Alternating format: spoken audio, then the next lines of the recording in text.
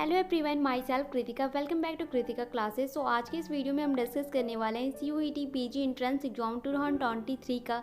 यहाँ पे आज हम डिस्कस करेंगे MSc जूलॉजी का सिलेबस कि आप कौन से सिलेबस को फॉलो करेंगे और क्या स्ट्रैटेजी लेके चलेंगे कि आप एंट्रेंस एग्जाम्स को ईजिली क्वालिफाइड कर सकते हैं। ओके, सो चैनल पर पहली बार विजिट करें, चैनल को सब्सक्राइब कीजिए, वीडियो पसंद है तो वीडियो को लाइक कीजिए। एंड अगर हमारे टेलीग्राम ग्रुप पर ज्वाइन होना चाहते हैं तो इस वीडियो के डिस्क्रिप्शन बॉक्स में आपको लिंक मिल जाएगी, आप जाकर वहाँ से हमें ज्वाइन कर सकते हैं, जहाँ की मोस्ट इंपॉर्टेंट क्विजेस होती हैं जो कि आपके एंट्रेंस एग्जाम्स के लिए काफ़ी बेनिफिट होता है। ओके, तो चलिए आज के इस वीडियो को बिना टाइम वेस्ट किए स्टार्ट करते हैं। आज के इस वीडियो में हम डिस्कस करने वाले हैं CUET PG एंट्रेंस एग्जाम 2023 का MSc जूलॉजी का सिलेबस कि आप कौन से सिलेबस को फॉलो कर यहाँ पे MSc जूलॉजी एंट्रेंस एग्जाम दे सकते हैं basically CUET PG entrance exam 2023 में। ओके, बेसिकली यहाँ पे अगर आपको CUET PG एंट्रेंस एग्जाम्स के लिए पेपर पैटर्न और सिलेबस अगर आपका क्लियर है तो आपको कोई भी प्रॉब्लम नहीं होगी। अगर आप उसे फॉलो करते हो तो आप इजीली एंट्रेंस एग्जाम्स को क्वालिफाइड कर सकते हो। तो यहाँ पे हम सबसे पहले इसका पेपर पैटर्न डिस्कस करेंगे छोटे से पॉइंट में, एंड देन उसके बाद सिलेबस हम डिस्कस करेंगे। Okay, what is the CUET PG MSc zoology syllabus?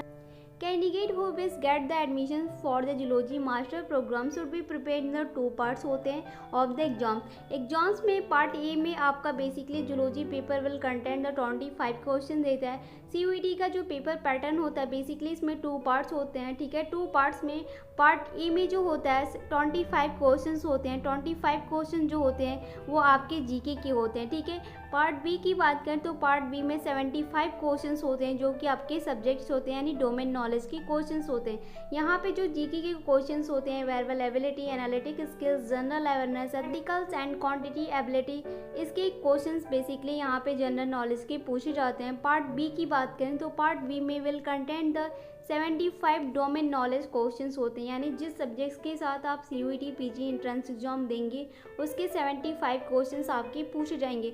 But यहाँ पे 75 क्वेश्चंस के लिए आपको पूरा सिलेबस फॉलो करना होगा कि कौन सी टॉपिक्स और कौन सी यूनिट जो हैं वो इम्पॉर्टेंट है CUET PG entrance exams basically MSc zoology के लिए, क्योंकि यहाँ पे हम MSc जूलॉजी को ही डिस्कस कर रहे हैं। सो अभी हम डिस्कस करेंगे कि आपको कौन सी यूनिट को देखना और उस यूनिट में कौन से टॉपिक्स को आपको फॉलो करना है। ओके,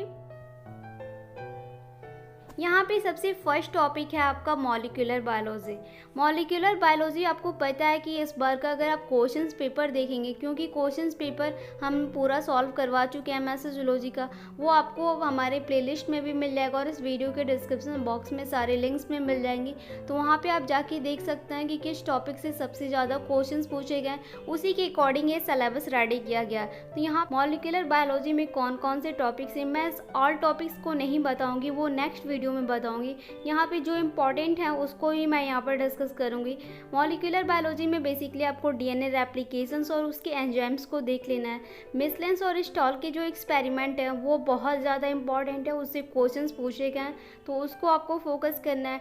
DNA डैमेज और उसकी रिपेयर को देख लेना है, उसकी स्ट्रक्चर्स को देख लेना है। ट्रांसलेशंस, mRNA की प्रोसेसिंग, ये लैकोप्रान है, ये सारे जो टॉपिक्स हैं वो मॉलिक्यूलर बायोलॉजी से इम्पॉर्टेंट है।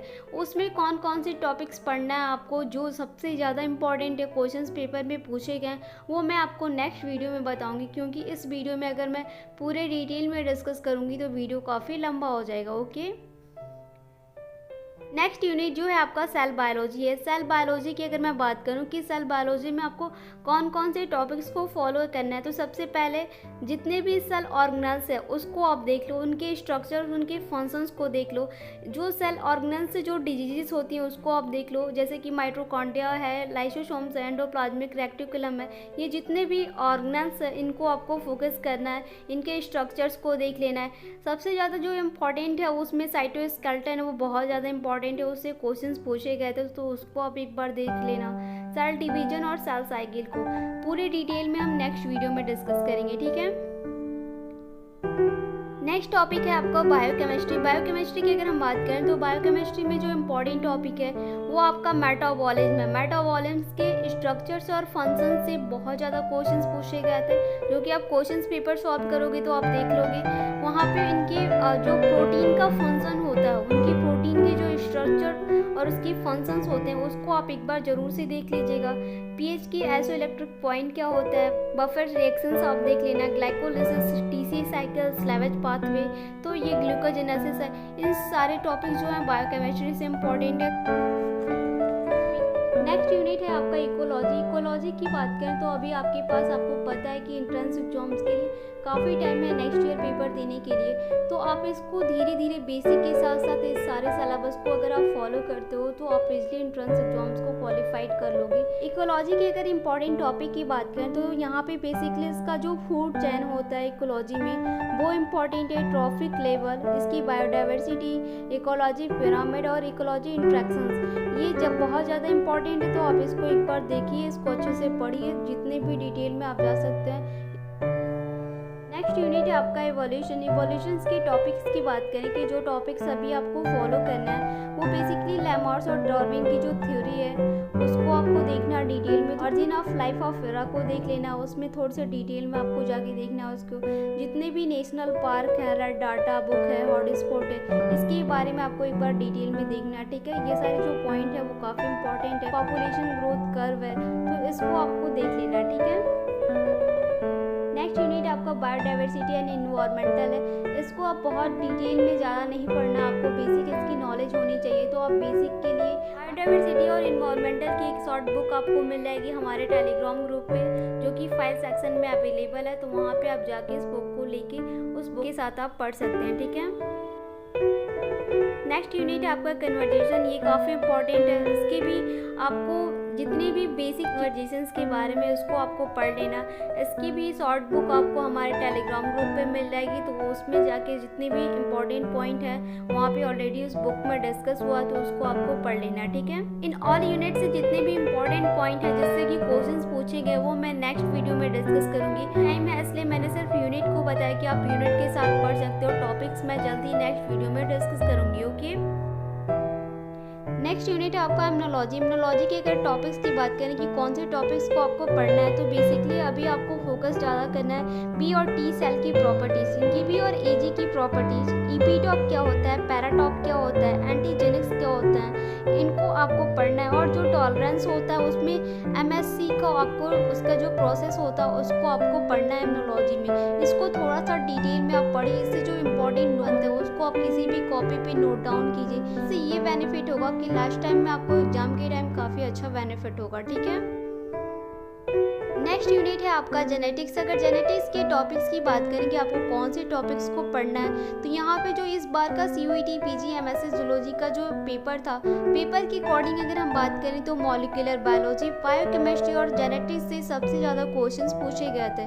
तो यहाँ पे जेनेटिक्स की अगर हम बात करें तो जेनेटिक्स में बेसिकली आपको मेंडलियन प्रिंसिपल्स को देख लेना है, जीन क्या होता है इसको आपको देखना है, जीन मैपिंग क्या होता है, म्यूटेशंस और जितने भी ऑल क्रोमोसोमल डिजीजेस हैं इसके बारे में आपको एक बार पूरी तरह से डिटेल में पढ़ लेना है। इनमें जितने भी ऑल सिंड्रोम्स होते हैं जिसमें कि lacks extra copy of chromosomes क्या होते हैं, इसको आपको फोकस करना है, इस पे क्वेश्चंस पूछे गए थे, ठीक है। रॉबर्टसन ट्रांसलोकेशंस है, इसको आपको देख लेना है, और कितने टाइप्स के जेनेटिक्स डिजीज होते हैं इस पे आपको फोकस करना है, ठीक है।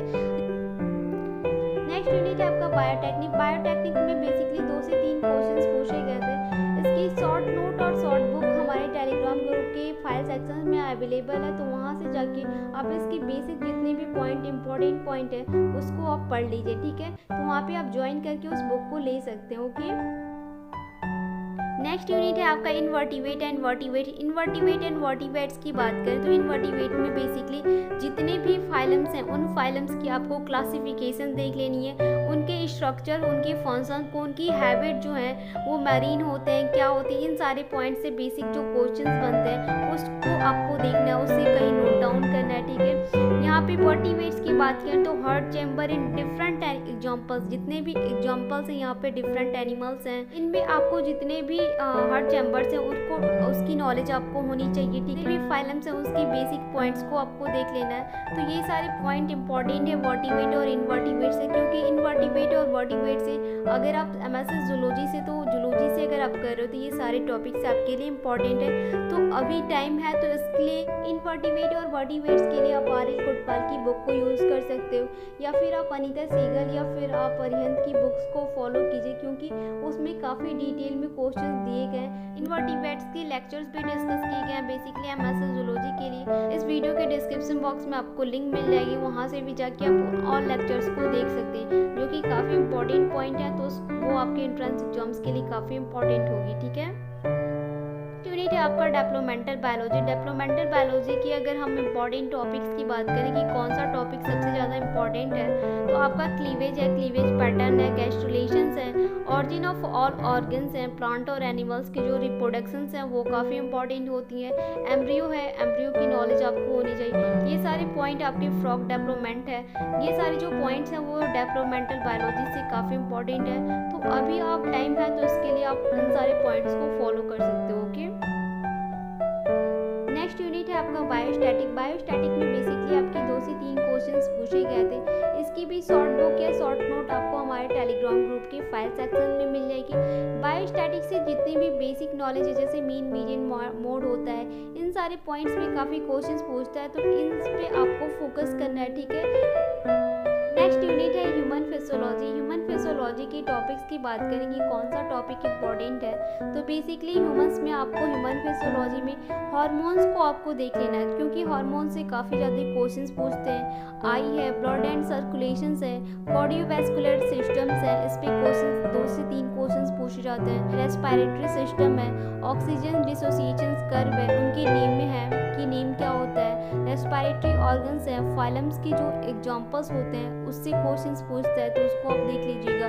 मसल्स है, सैक्रोप्लाज्म है, मायोसिन है, एक्टिन है, इस पे क्वेश्चंस काफ़ी ज़्यादा पूछता है, तो इस क्वेश्चंस पे आप फोकस कीजिएगा।